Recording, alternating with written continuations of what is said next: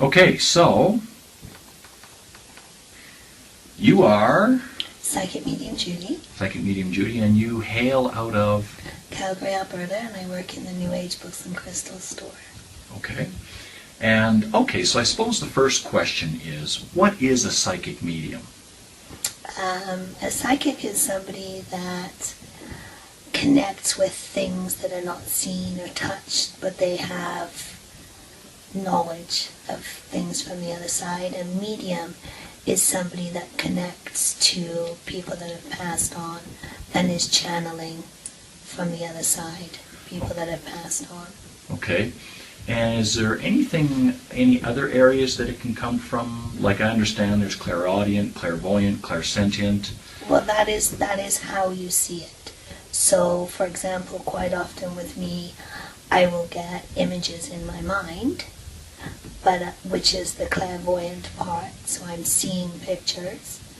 Other times I'm actually listening, and it's like a kind of mind speak, so I'm actually hearing what they want me to hear, and that's the modality that you listen with. So clairaudient is when you're hearing it, clairvoyant is when you're seeing the pictures, and clairvoyant can also be like, sometimes I see somebody behind you, but they're not really there. So you're actually seeing images, not just in your mind, but around the person. But there's also clairsentient, so sometimes you just get a sense, you know. There are people that smell. They'll, for example, my grandmother wore a lavender perfume all the time, and whenever my grandmother's around, I smell the lavender perfume, and I just say, "Hi, how are you, Nan?" Right. You know, so it can be different modalities. So it isn't that what they do is different, though it's still the same. It's still you're channeling people from the other side. Whereas when you're being psychic, and people can be psychic and they're not mediums, so they actually don't get messages from the other side, meaning people that have passed over, they feel more like they just go to source, or they're working on something. It's very difficult to explain. It's kind of intangible, but you feel it. Right. You know it. Okay. It's a knowingness. All right. And I also, I was doing a little bit of research myself, I understand that there's the potential that it could actually come from this clairvoyancy, clairaudience, or this attachment to the other side. It doesn't necessarily have to be 100% of the time the dead who have passed on. It can be beings from another universe or another time or anything like that. I mean, you can perhaps clear that up for me. Okay, that is a belief. When I do past life regressions with people, we go back in their times, back through centuries. There is a feeling that you are touching with people in another time, and the strange thing for me is that I get images as well, and quite often what I've seen, my customers also seen at the same time. So there is something that you see from other time. Whether it's coming from aliens or anything like that, I don't have the answer to that. I just know that it's real. People will say to me, "How do you know?" Well, I know what I hear, I know what they show me, and I've done thousands of readings, and no one's told me you're full of it. So I just trust that it is what it is. And I suppose that would lead into something else that we'll talk about in just a second. So natural psychics or psychic mediumship, perhaps being specifically, it's kind of rare, isn't it? Like, I mean, do people have to be born with it, or what? Myself, I don't know if I was born with it, but I know I became aware of it. I was about 4 when I started to see and hear things, to my recollection. If I saw and heard things before that, I don't recall it now. I was about 11 when I kind of understood what it was.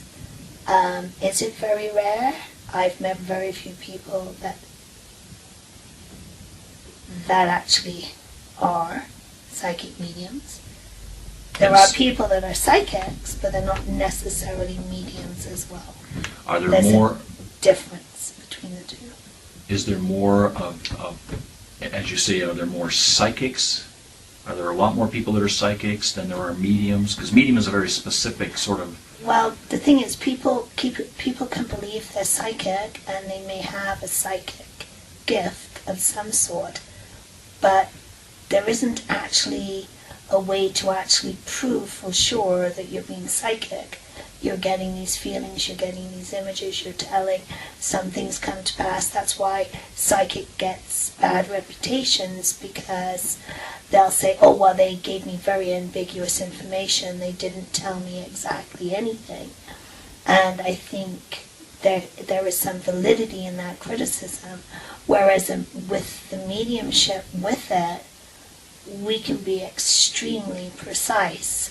They will show you things that are specific to a loved one that has passed for you.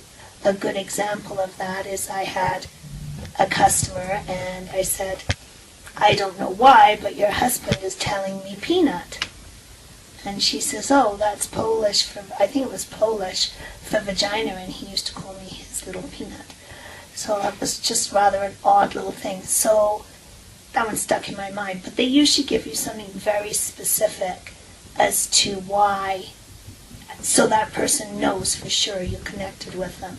Another one, a lady sat down and I was with her and I said, well, I have your daughter here and she's showing me daffodils. She said that was the very last flower she ever gave me, was daffodils. So there's usually a reason, and there's usually something that right away they can say, okay, that's that person. Sometimes they give you names. You know, it depends. Also, it does seem to depend on how long they've been over for as well. Right. Just. And by over you mean passed on. Yes. Okay. All right, so. Walk through the curtain. Or through the curtain, is that what you call it? Okay, There. that's cool. And I was going to ask you that most psychic mediums realize a difference when they were children, and that's what happened with you. You were about 4 years old, and you started getting impressions and seeing things, maybe hearing things, but you didn't really know what it was. And Well, when I sat and told my aunt everything about her son, and I thought he was in the room, and I kind of knew what it was. So did everybody else. So, yeah, it's different completely. Okay. Now, there's also, as I kind of was doing a little bit of investigation of this, I understand that there's intuitives. And is there a difference between psychics and intuitives?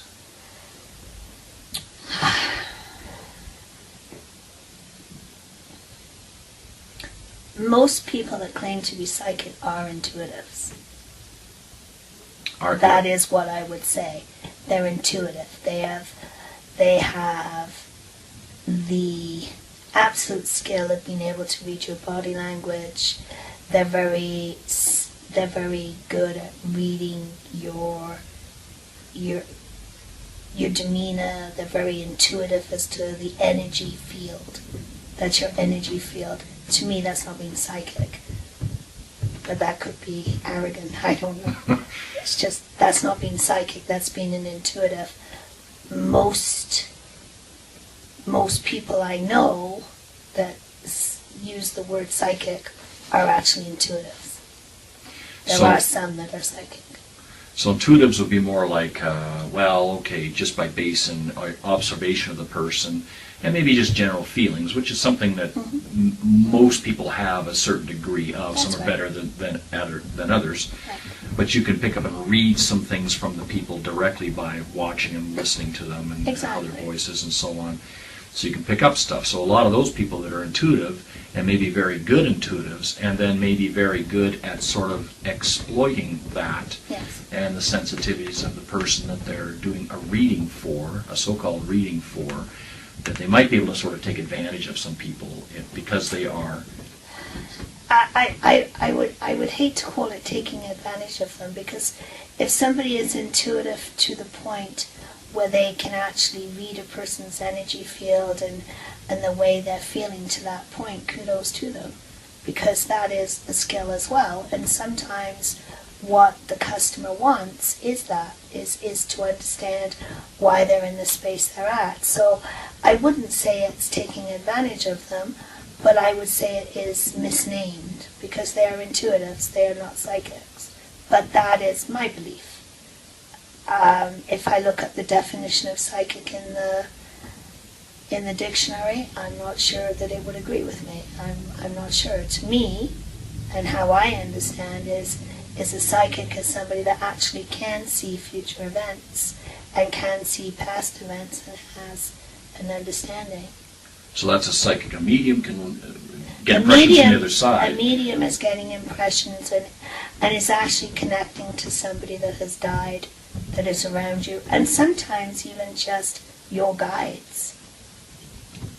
Okay? I've been doing this since I was 4, and I can tell you, in my experience, I've only twice seen angels.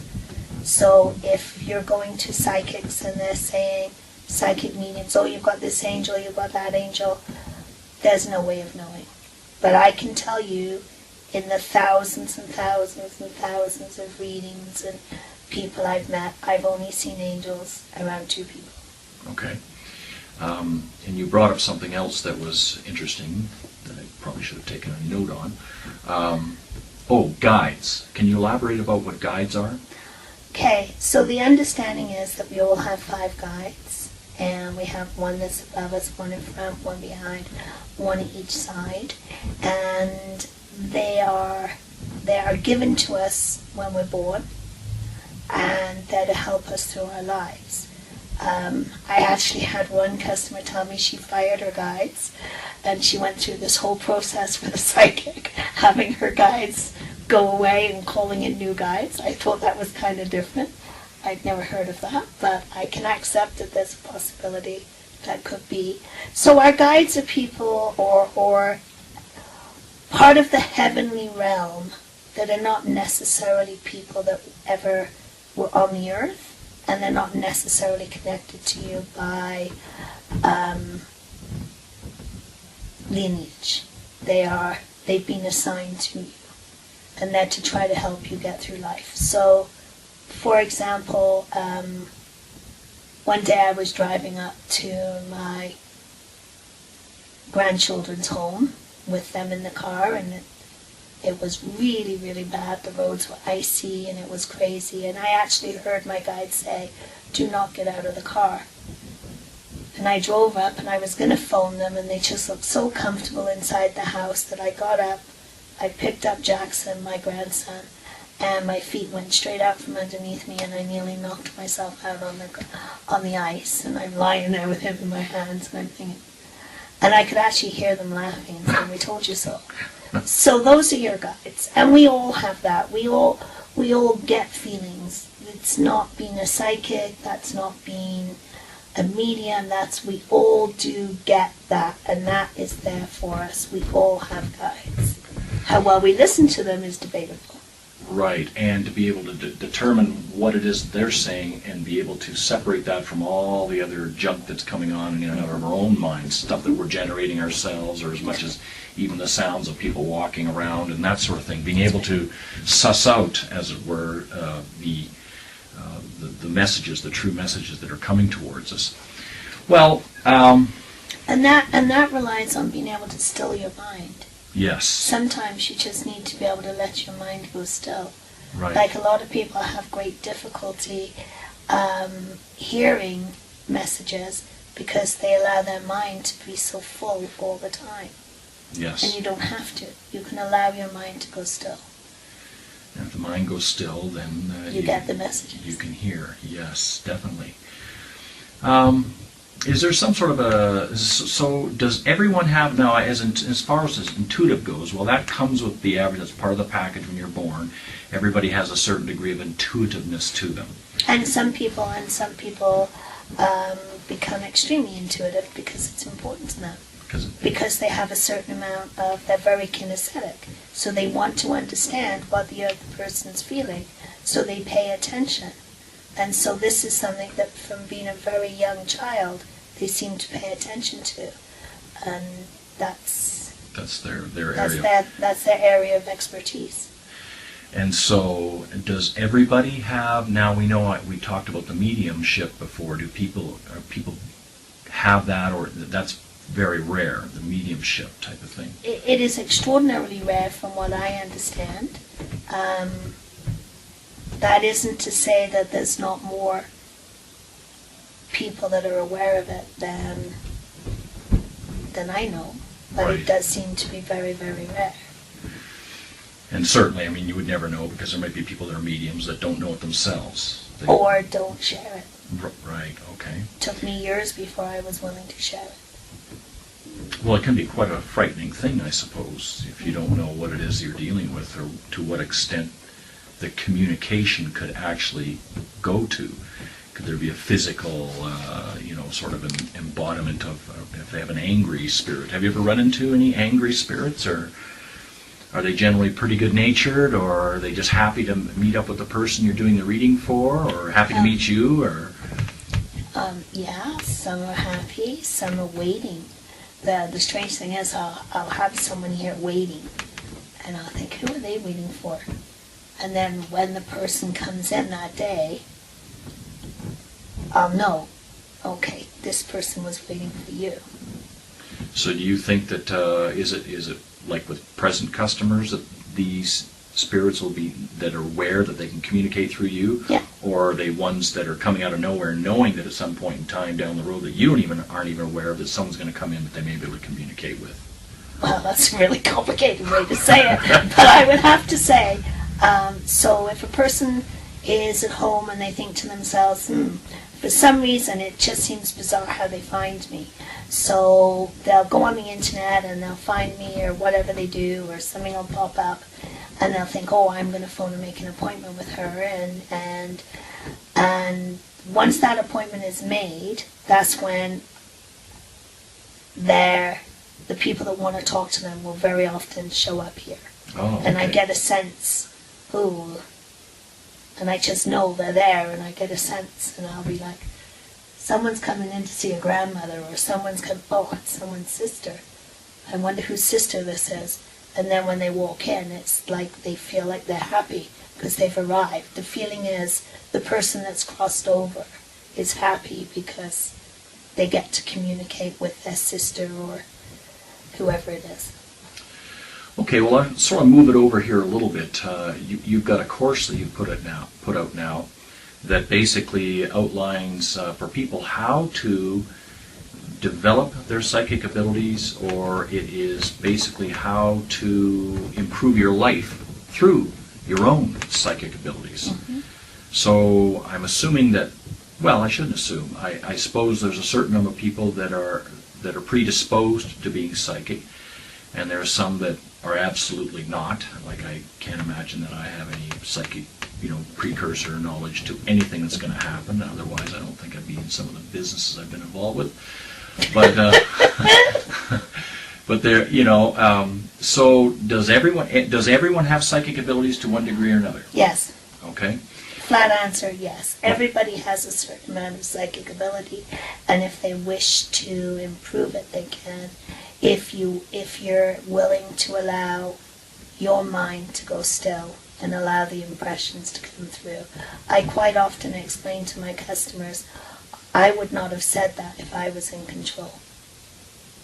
Because it's like my conscious mind is over here listening to what source is telling me to say. Okay? So I've let my conscious mind, go on holiday more and more, and I'm allowing this superconscious spiritual to go through me, which is how I would describe it. And I do think that everybody can be taught through meditation, through different processes, to do that to a larger degree than they are normally doing. Right, or maybe even normally aware of that they're capable of doing. So this course would be for people that maybe have an interest, maybe people that see psychics on a regular basis, or less than regular basis, or whatever, and they may be kind of intrigued to some degree to wonder if they have psychic abilities. This course, this particular course you're talking about, is a course that not only helps you awaken your psychic abilities, but it was also designed to take you to a space that you can make your life a better place, that you can use the law of attraction and the law of manifestation in your own life. That was the purpose of that course. And to be able to get people to open their minds to that degree, you have to be able to teach them to listen to the superconscious, or spirit, God, Allah, universal mind, whatever your desire. Okay. In this course, entitled Your Spiritual Journey, a Psychic Foundation Course to Design the Future of Your Dreams, you've got a total of 6 modules. Maybe perhaps you can outline a little bit more, or enlighten us a little bit more as to what's in them. For instance, in Module 1, you have your power to explore time and space. Can you enlighten us a little bit more as to what's in there? Okay, so power to explore time and space is basically the ability to, like I was saying before, to shut off your conscious mind and to allow it to quieten down. Because your conscious mind is so aware all the time of what is going on in this moment. And it is so hooked into problem solving, thinking about this, that, and the other. So to be able to quieten your mind and to be able to allow your mind to go, and to let your mind go to another place in time, to be able to get out of your own way. You can meet your guides. Part of that course, I did meditations where I took them up, and after I built them a sanctuary, and everybody needs a sanctuary where your soul is allowed to explore. I see the mind, I see people as having 3 minds. We have our conscious mind, which is our ego, our IQ, our all of these things. And then we have our soul, which is our subconscious mind. But our soul, you have to remember, I've come to understand, is eternal, and it goes on and on and on forever. So every memory we've ever had, whatever life it was, is in our memory bank, which is our soul. And that is still, like, that's why the Hindus call it karma, and other people, and it's an exploration of this. So to be able to explore real time and space, to be able to do future viewings, to be able to travel, astral travel. At one point through this course, I guided them to come to my office. Now, there were people there that had never been to my office, but they saw my office. They got the colors, they got what was on my table, and all of that, just by teaching them how to quieten themselves so that they could do this travel.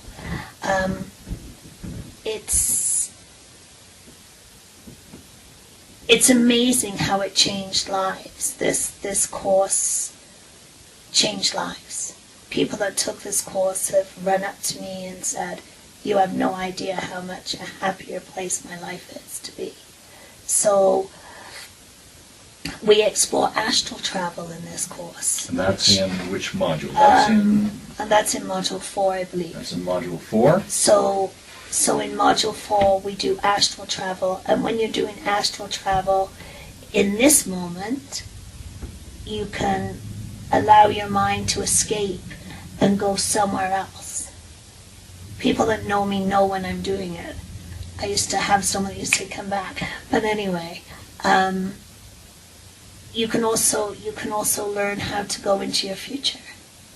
You can use your. That's in Module 2. Yeah, you can actually learn to put things in your timeline. You can put events that you want to happen in your timeline and know they're going to happen. I actually have people run up to me and say, "Hey, it happened. It's exactly what you showed me. It came true."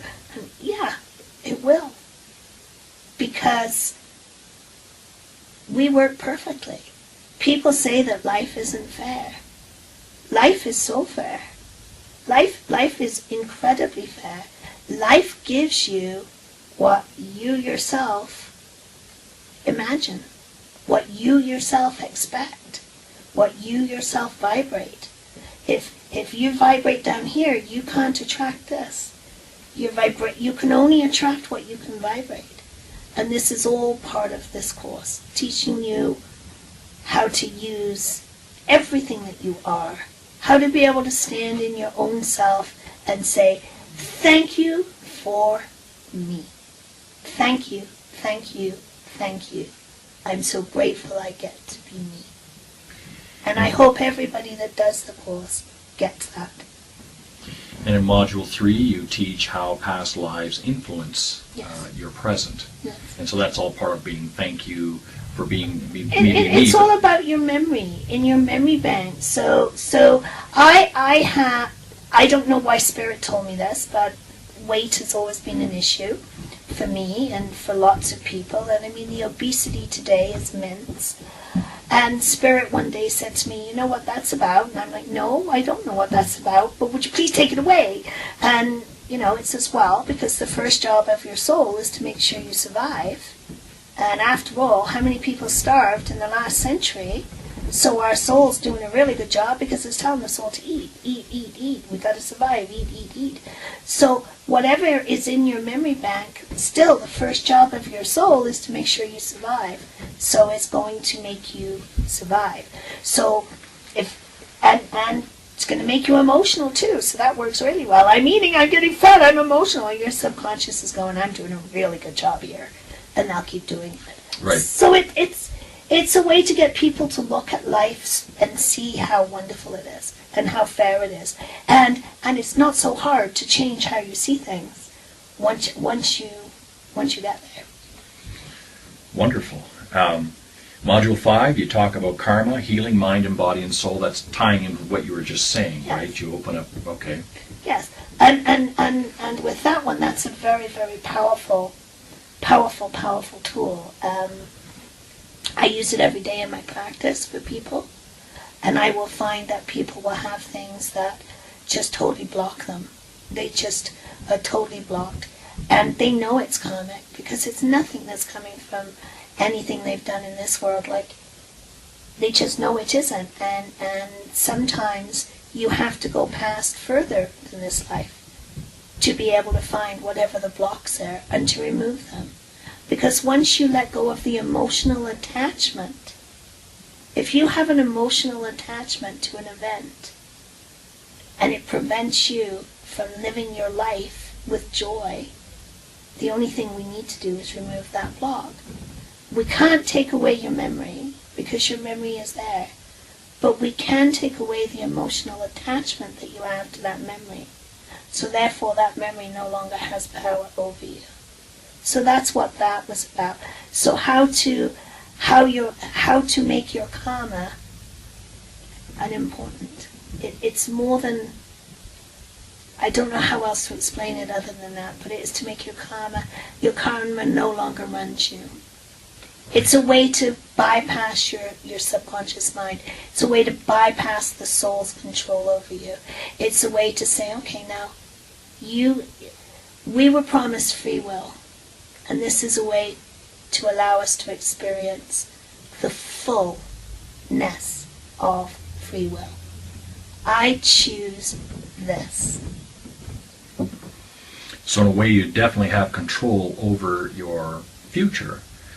You said something to me wonderful the other day. You said, I'm not going to be the woman that's going to sit here and tell you're going to be an old lady with cats.